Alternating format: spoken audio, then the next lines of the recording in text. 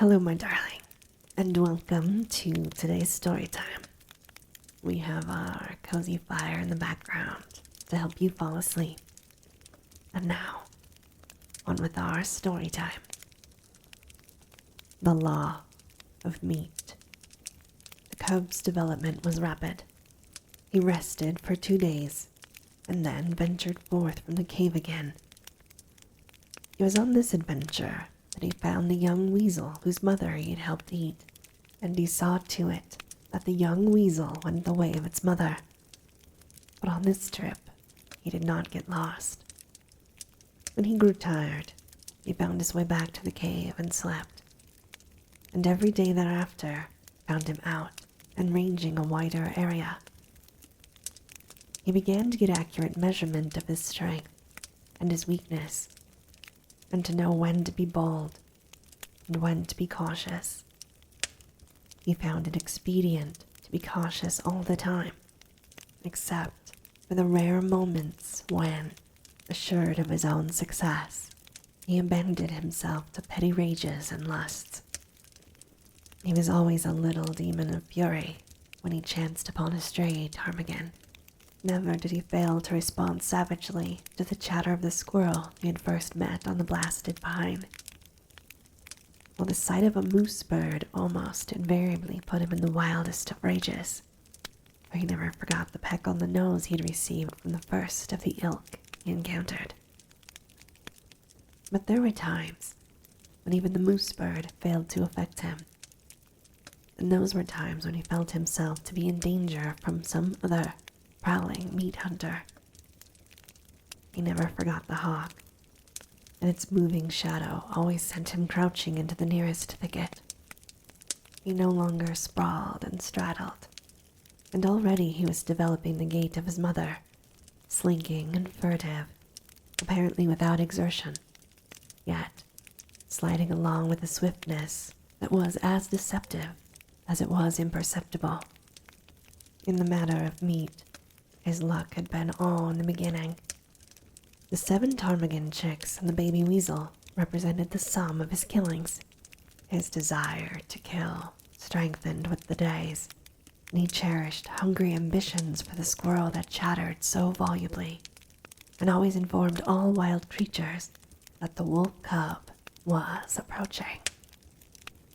But as birds flew in the air, squirrels could climb trees, and the cub could only try to crawl unobserved upon the squirrel when it was on the ground. The cub entertained a great respect for his mother. She could get meat, and she never failed to bring him his share. Further, she was unafraid of things. It did not occur to him that this fearlessness was founded upon experience and knowledge. Its effect on him was that of an impression of power. His mother represented power, and as he grew older, he felt this power in the sharper admonishment of her paw, while the reproving nudge of her nose gave place to the slash of her fangs. For this, likewise, he respected his mother. She compelled obedience from him, and the older he grew, the shorter grew her temper. Famine came again, and the cub with clearer consciousness knew once more the bite of hunger. The she-wolf ran herself thin in the quest for meat. She rarely slept any more in the cave, spending most of her time on the meat trail, but spending it vainly. This famine was not a long one, but it was severe while it lasted. The cub found no more milk in his mother's breast, nor did he get one mouthful of meat for himself. Before, he had hunted in play, for the sheer joyousness of it. Now, he hunted in deadly earnestness and found nothing. Yet, the failure of it accelerated his development. He studied the habits of the squirrel with greater carefulness, and strove with greater craft to steal upon it and surprise it. He studied the wood mice and tried to dig them out of their burrows, and he learned much about the ways of moose bird and woodpeckers. and there came a day when the hawk's shadow did not drive him crouching into the bushes. He had grown stronger and wiser and more confident. Also, he was desperate. So he sat on his haunches, conspicuously in an open space, and challenged the hawk down out of the sky. For he knew that there, floating in the blue above him, was meat. Meat his stomach yearned after so insistently. But the hawk refused to come down and give battle, and the cub crawled away into a thicket and whimpered his disappointment and hunger. The famine broke. The she-wolf brought home meat. It was strange meat, different from any she'd ever brought before. It was a lynx kitten, partly grown like her cub, but not so large. And it was all for him. His mother had satisfied her hunger elsewhere, though he did not know that it was the rest of the lynx litter that had gone to satisfy her, nor did he know the desperateness of her deed. He knew only that the velvet-furred kitten was meat, and he ate and waxed happier with every mouthful. A full stomach conduces to inaction, and the cub lay in the cave, sleeping against his mother's side. He was roused by her snarling. Never had he heard her snarl so terribly. Possibly in her whole life, it was the most terrible snarl she had ever gave. There was reason for it, and none knew it better than she. The lynx's lair is not despoiled from impunity. In the full glare of the afternoon light, crouching in the entrance of the cave, the cub saw the lynx mother. The hair rippled up along his back at the sight. Here was fear, and it did not require his instinct to tell him of it. And if sight alone were not sufficient, the cry of rage the intruder gave, beginning with a snarl and rushing abruptly upward into a hoarse screech, was convincing enough in itself. The cub felt the prod of the life that was in him, and stood up and snarled valiantly by his mother's side. But she thrust him aggressively away and behind her. Because of the low-roofed entrance, the lynx could not leap in, and when she made a crawling rush of it, the she-wolf sprang upon her and pinned her down. The cub saw little of the battle. There was a tremendous snarling and spitting and screeching. The two animals threshed about, the lynx ripping and tearing with her claws and using her teeth as well, while the she-wolf used her teeth alone. Once, the cub sprang in and sank his teeth into the hind legs of the lynx. He clung on, growling savagely. Though he did not know it, by the weight of his body he clogged the action of the leg, and thereby saved his mother much damage. The change in the battle crushed him under both their bodies and wrenched loose his hold. The next moment the two mothers separated, and, before they rushed together again, the lynx lashed out at the cub with a huge forepaw. She ripped his shoulder open to the bone and sent him hurtling sideways against the wall. Then was added to the uproar the cub's shrill yelp of pain and fright. But the fight lasted so long that he had time to cry himself out and to experience a second burst of courage, and the end of the battle found him again climbing to a hind leg and furiously growling between his teeth. The lynx was dead, but the she-wolf was very weak and sick. At first, she caressed the cub and licked his wounded shoulder, but the blood she had lost had taken with it her strength, and for all of a day and a night, she lay by her dead foe's side, without movement, scarcely breathing. For a week, she never left the cave, except for water, and then her movements were slow and painful.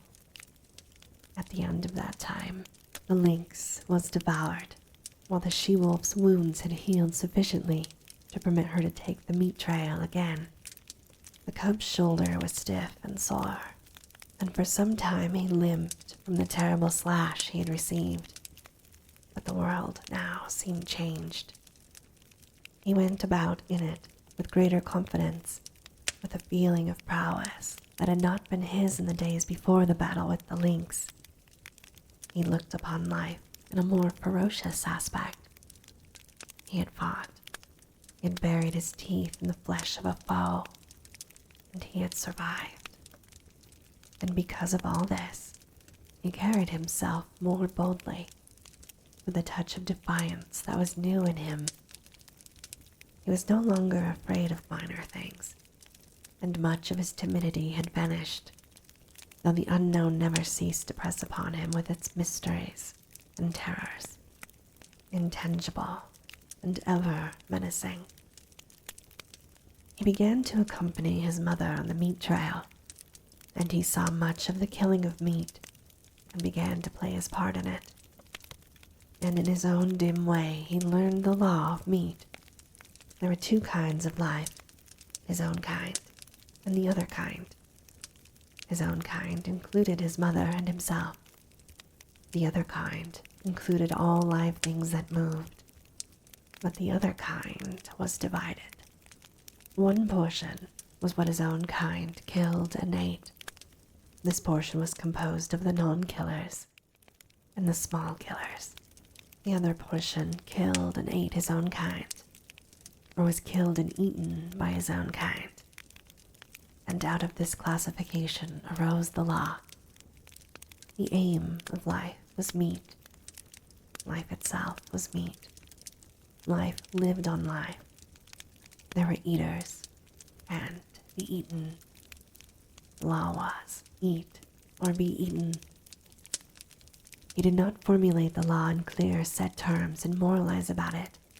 He did not even think about the law. He merely lived the law without thinking about it at all. He saw the law operating around him on every side. He had eaten the ptarmigan chicks. The hawk had eaten the ptarmigan mother. The hawk would also have eaten him. Later, when he had grown more formidable, he wanted to eat the hawk. He had eaten the lynx kitten. The lynx mother would have eaten him had she not herself been killed and eaten. And so it went. The law was being lived about him by all live things, and he himself was part and parcel of the law. He was a killer. His only food was meat, live meat, that ran swiftly before him, or flew into the air, or climbed trees, or hid in the ground, or faced him and fought with him, or turned the tables and ran after him. Had the cub thought in man fashion, he might have epitomized life as a voracious appetite, and the world as a place wherein ranged a multitude of appetites, pursuing and being pursued, hunting and being hunted, eating and being eaten, all in blindness and confusion, with violence and disorder, a chaos of gluttony and slaughter, ruled over by chance, merciless, planless, endless. But the cub did not think in man fashion. He did not look at things with wide vision.